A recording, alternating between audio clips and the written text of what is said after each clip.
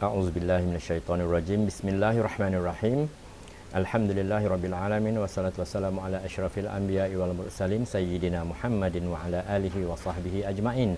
Rabbi shrah li sadri wa yassir li amri wahlul 'uqdatam min lisani yafqahu qawli. Assalamualaikum warahmatullahi wabarakatuh dan salam sejahtera kepada semua warga pendidik khususnya di dalam PBD Tanah Merah. Alhamdulillah dapat saya bersama tuan-tuan dan puan-puan pada kali ini untuk slot bicara ilmu kita, iaitu slot bicara ilmu PPD Tanah Merah. Jadi saya akan utarakan atau kongsikan bersama tuan-tuan dan puan-puan satu tajuk yang sinonim ataupun sesuai dengan tugasan saya di PPD Tanah Merah ini sebagai pegawai pemulihan khas.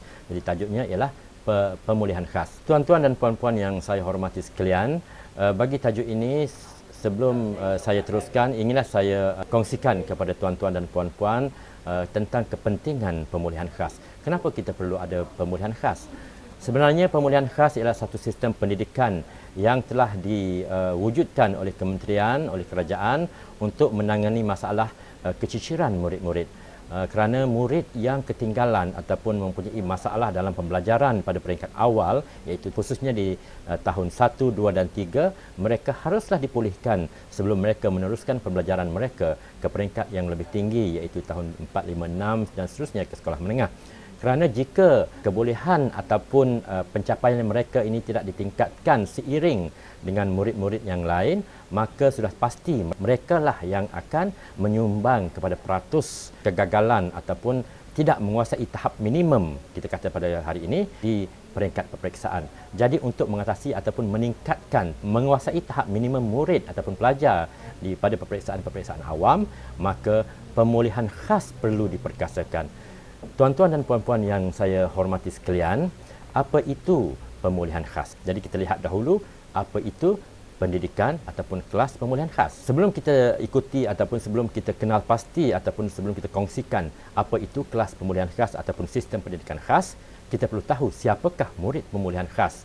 Mengikut tafsiran oleh A.E. Tansley dan Gulliford, kanak-kanak pemulihan adalah kanak-kanak yang mempunyai intelek dan kecerdasan yang rendah dan kurang kebolehan menerima pendidikan biasa. Jadi di sini kita dapat lihat dengan jelas bahawa kanak-kanak pemulihan adalah kanak-kanak yang mempunyai tahap kebolehan yang lebih rendah daripada rakan-rakan mereka yang berada di kelas ataupun di kelas pendidikan arus perdana. Seterusnya bagi M.F. Clough, kanak-kanak pemulihan ialah kanak-kanak yang kurang daya menaakul, kurang kemampuan membuat sesuatu keputusan atau kesimpulan dan kurang memahami tentang perkara yang abstrak. Kita sedia maklum bahawa perkara yang abstrak adalah kontrasnya ataupun berlawanan dengannya perkara yang konkret.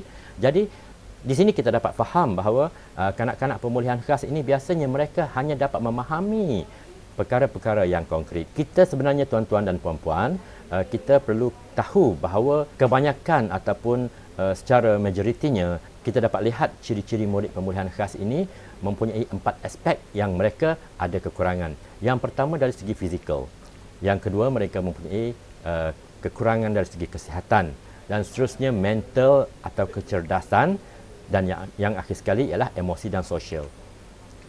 Dari segi fizikal, tuan-tuan dan puan-puan, biasanya murid pemulihan ataupun murid yang lemah dalam pembelajaran mempunyai daya pendengaran dan penglihatan yang lemah jika dibandingkan dengan rakan mereka. Perkara inilah yang menyebabkan mereka mempunyai masalah dalam mengikuti pelajaran yang diajar oleh guru dalam bilik darjah, kerana mereka tidak dapat mendengar dengan baik kemungkinan, dan juga mereka tidak dapat melihat dengan baik. Mungkin mereka mempunyai masalah mata rabun, jadi mereka tidak akan dapat nampak apa yang ditulis oleh guru di papan putih dan akan menyebabkan mereka ketinggalan. Dan juga mereka mungkin mempunyai masalah koordinasi motor, mata dan tangan atau kita sebut sebagai psikomotor. Jadi ini akan menyebabkan mereka menulis dengan lambat dan mereka tidak dapat menyiapkan tugasan yang diberikan oleh guru mereka dalam masa yang ditetapkan, dan ini akan menyebabkan mereka selalu ketinggalan. Masalah kedua berkaitan dengan kesihatan. Mereka selalu tidak hadir ke sekolah oleh sebab kesihatan mereka. Mereka juga selalu mengantuk dan selalu keletihan, kerap diserang penyakit terutama sakit perut dan selsema dan tidur lewat. Biasanya murid yang mempunyai masalah kesihatan akan tidak dapat mengikuti pembelajaran ataupun pengajaran yang diberikan oleh guru setara atau setanding dengan rakan-rakan mereka yang lain. Seterusnya, masalah yang biasanya kita lihat pada murid pemulihan, mereka mempunyai mental atau kecerdasan yang berbeza, kurang daripada rakan-rakan mereka. Simptom atau tanda yang kita boleh lihat pada murid-murid yang mempunyai masalah mental atau kecerdasan yang kurang ini, mereka sudah tentunya tidak boleh menyebut perkataan atau nombor dengan betul. Yang kedua, mereka juga menyebut, membaca atau menjawab nombor lambat atau langsung tidak boleh. Seterusnya, mereka juga tidak mempunyai jangka masa penumpuan perhatian kepada pembelajaran terlalu singkat. Mereka tidak dapat menumpukan perhatian kepada pengajaran guru untuk jangka masa yang lama, kerana mereka akan cepat bosan, mereka akan lebih menumpukan kepada perkara-perkara yang berlaku di sekeliling mereka dalam kalangan rakan-rakan mereka. Yang seterusnya, mereka juga tidak boleh mengikuti aktiviti pembelajaran di kelas biasa. Ini adalah kerana mereka mempunyai masalah untuk catch up ataupun bersaing ataupun berada seiring dengan rakan-rakan mereka di dalam kelas biasa. Oleh sebab itu, mereka akan lambat menguasai kemahiran yang diajarkan oleh guru. Mereka juga lambat memahami atau membentuk sesuatu konsep kerana mereka hanya melihat perkara-perkara yang konkret tanpa dapat mereka lihat asas ataupun konsep sesuatu perkara yang abstrak. Mereka juga selalu lupa kemahiran yang diajar kerana biasanya murid-murid yang mempunyai kecerdasan atau mental yang keupayaan mental yang lebih rendah ini mempunyai short term memory ataupun memori mereka ataupun ingatan mereka hanya dalam jangka masa yang pendek. Mereka akan gagal ataupun tidak lulus dalam peperiksaan atau ujian yang diberikan kepada mereka. Khususnya bagi aspek yang terakhir, iaitu emosi dan sosial, ini lebih merupakan ataupun lebih berkisar kepada suasana yang mempengaruhi ataupun yang membentuk emosi dan sosial mereka. Dan tanda-tanda atau simptom yang kita dapat lihat pada murid-murid yang mempunyai masalah pembelajaran ataupun lemah ini, mereka sering berasa takut dan cemas serta benci kepada keadaan. Konsep diri yang lemah ataupun tidak yakin diri, mereka tidak mempunyai jati diri yang tinggi. Mereka selalu bertindak tidak wajar kerana mereka tidak boleh menghadapi tekanan atau stres. Mereka juga oleh itu mereka akan cepat marah, suka bergaduh, kerap berbohong. Mereka juga selalu bertindak liar untuk menarik perhatian, terutamanya bagi murid yang mempunyai masalah ADHD ataupun attention deficit ataupun hyperaktif. Mereka juga cenderung untuk membela diri secara tidak menentu, menunjukkan perasaan dengki. Mereka suka termenung atau berkhayal atau murung, dan mereka biasanya tidak menunjukkan minat terhadap aktiviti pembelajaran.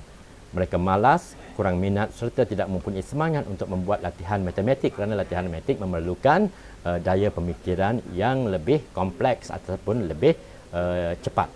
Dan juga yang akhir sekali kita dapat melihat mereka juga suka meniru rakan mereka kerana mereka hanya ingin menyiapkan tugasan yang diberi oleh guru dengan mudah ataupun dengan jalan yang singkat.